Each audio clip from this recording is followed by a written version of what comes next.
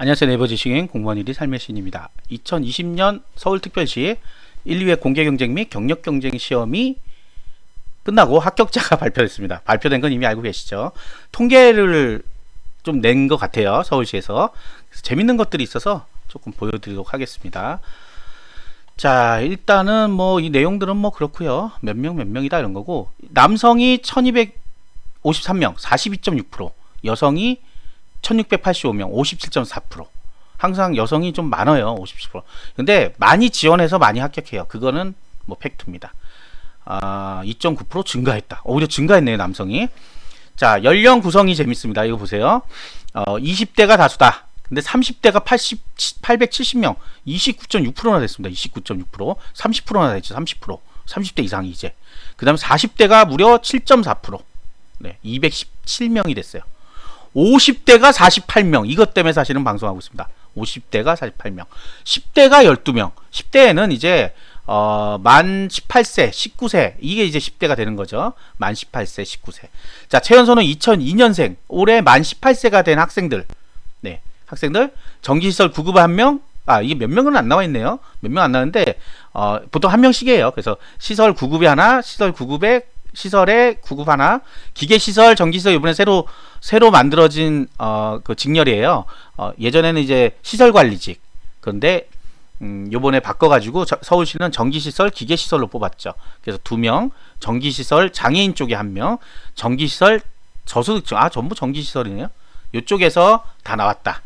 하나, 둘, 셋, 넷, 4명이네요. 4명. 4명일 거예요. 아마 더 많지는 않을 것 같고요. 그리고 이게 왜 전기시설, 기계시설에서 많이 나냐면 특성화고 다니는 학생들이 유리해요. 사실은 전공 과목이 있기 때문에. 물론 완전 유리하지는 않지만 그래도 많이 뽑았고 굉장히 많이 뽑았거든요. 그래서 특성화고 학생들일 가능성이 많습니다. 그 다음에 최고령 1962년생 58세예요. 만으로. 일반행정 9급에 합격했습니다. 항상 50대 이상이 합격을 해요. 그런데 요번에 아까도 봤지만 48명이나 됐습니다. 48명. 서울시는 정말 대단해요. 어떤 분들 나이가 많아서 합격할 수 없는 거 아니에요? 이분들은 그럼 어떻게 됐어요? 50대인데, 40대인데, 두 개 합치면 8%, 딱 9%네요. 두 개, 40대 이상이. 40대 이상 그러니까 만 60세까지가 원래 응시가 가능해요. 그런데 만 60세는 들어가자마자 퇴직을 해야 되기 때문에 안 받아요. 그냥 이거 뭐라 그러던데 까먹었다. 제가 법률 용어인데 까먹었고요. 다른 방송할 땐 그렇게 잘 나오던 말이 가끔 안 나와요. 그래서 이익의상시라 그러는데 무슨 이익의상시라 그러는데 어쨌든 네, 그렇고 그래서 만 59세부터 보통 합격합니다. 그래도 1년도 못 다니고 퇴직하죠. 그런 분이 있다고 어떤 분이 글을 써놓은 걸 봤어요. 들어오자마자 바로 정년퇴임으로 나가셨다고. 이런 분들은 이제 그거죠. 나도 할 수 있나 한번 해보자 하시는 분도 있고, 사실은 50대 중에 일부는 아마 50대 초반이신 분들은 잘하면 65세까지도 근무하실 수가 있어요. 지금 만 65세로 좀 변경하자는 논의가 조금은 있어요. 조금은. 왜? 일본이 그렇게 하고 있거든요. 일본이 우리보다 한 10년이 빨라요. 고령화 이런 게. 그래서 우리가 10년 뒤에는 65세가 돼야 되지 않을까 이런 얘기들을 하고 있거든요. 근데 지금 아직까지는 재정 부담 이런 게 있어서 못 하는데 이 공무원 인기가 좀 줄어들고 경기가 너무 활성화돼서 그 다음에 뭐가 있어요? 인구 절벽이 왔죠. 인구 절벽이. 취직할 수 있는 사람이 많이 줄어들었어요. 이제 인구가 수능도 막 40만 명대잖아요. 그러니까 이 줄어든 인구가 공무원까지 못 오면 선발하는 인원이 적어져요. 그러면 어떻게 돼요? 연장을 해줄 수밖에 없다. 그래서 50대 초반인 분들 약간 희망이 있고 40대는 많이 희망이 있고요. 보니까 많이 희망이 있어요. 65세까지 근무하면 좋겠죠. 대신에 연금은 70세부터 이렇게 된단 말이에요. 그러니까 이것도 문제가 될 수 있죠. 네, 어쨌든 이런 일이 있을 수도 있다 하는 거. 그래서 어쨌든 최고령 62년생 정말 이것도 일반 행정에 합격하셨다 그러니까 정말 대단하신 분인 것 같아요. 정말 대단하세요. 네. 기억력도 엄청 좋으시고 아마 커리어가 나올지도 모르겠는데 인터뷰 같은 거에 아마 좀 쟁쟁하신 분일 것 같아요. 자, 이제 통계 볼게요. 자, 채용은 2,938명 굉장히 많이 뽑았죠. 굉장히 많이 뽑았어요. 이게 1, 2회가 합쳐지면서 더 많이 뽑았어요. 네. 1회가 뭐예요? 2회가 뭐예요? 이럴 분도 있는데 1회라는 거는 이 서울시에서만 붙이는 번호예요. 물론 다른 지역도 1회, 2회가 있는데 보통 1회가 정기 공채를 얘기하는데 서울시는 1회가 보통 추가 시험이에요. 추가 시험. 언제 추가 시험? 작년 추가 시험. 2019년 추가 시험. 추가 시험 뭐예요?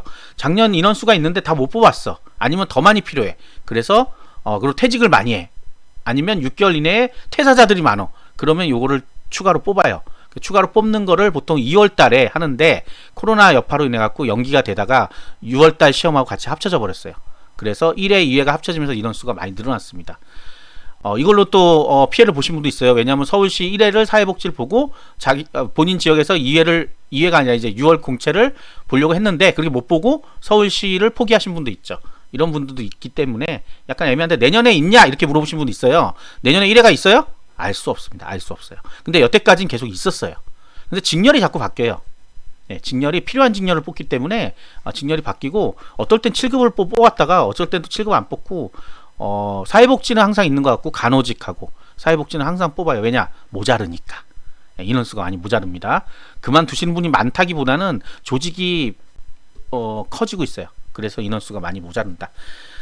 자, 다시 통계로 일반이 90.3%가 일반, 장애인이 3.7, 저소득이 6%입니다. 저소득이 훨씬 많네요. 6%나 저소득을 주네요. 이분들은 이제 저소득에서 벗어나게 되겠죠. 합격했으니까. 네, 벗어납니다. 본인의 월급 때문에 사실은 저소득에서 벗어나게 돼요. 그래서 6.7%, 그러니까 전체 몇 프로인지 모르겠지만 어쨌든 이분들은 이제 저소득층에서 빠지게 된다 하는 부분이죠.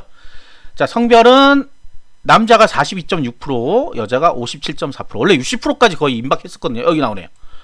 했는데 떨어졌네. 이제 남자들은 뭐예요? 남자들이 안 되겠다. 열심히 공부해야 되겠다. 그래서 더 열심히 공부하는 것 같습니다. 제 생각에는 그래요. 그리고 예전에는 이제 안 하는 사람들도 있었어요. 공무원 공부 왜 해? 이까짓 걸 왜 해? 막 굉장히 폄하하죠. 공무원 같은 거 해서 뭐 해? 사실은 저도 그런 사람 중에 하나였어요. 근데 제가 30대 후반에 누가 공무원 시험에 합격했다는 소리를 들었었거든요. 제가 지금 40대 중반이에요. 근데 그때 뭐라고 얘기했냐면 그렇게 어려운 시험을 어떻게 합격하지 그랬어요. 왜냐 시험지를 한 번도 본 적은 없어요. 근데 주위에서 항상 어렵다. 왜냐면 그때만 해도 몇 명 안 뽑았어요. 몇 명 안 뽑았어요. 막 지역별로 몇 명 안 뽑았어요. 그러니까 너무 힘들겠죠.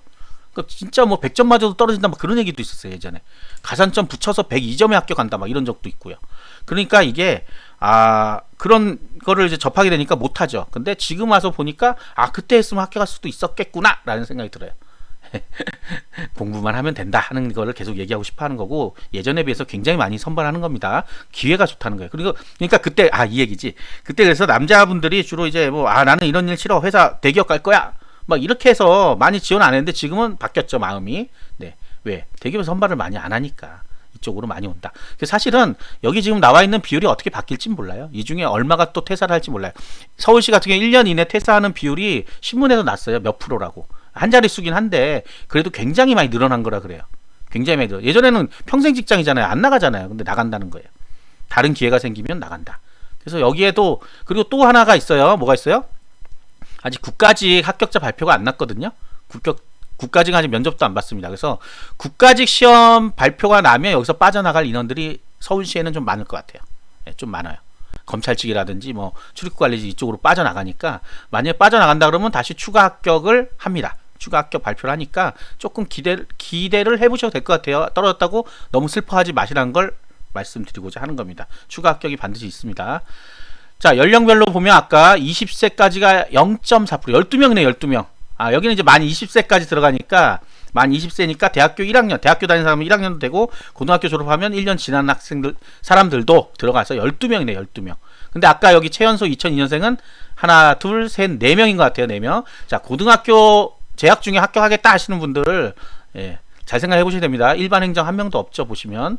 네. 그만큼 어려운 시험이에요. 근데 너무 고등학생들이 안일하게 생각하고 쉽게 생각하는 경우도 있어요. 작년에 3명인가 있었거든요. 20세까지가. 그러니까 늘어났어요. 지금 늘어났어.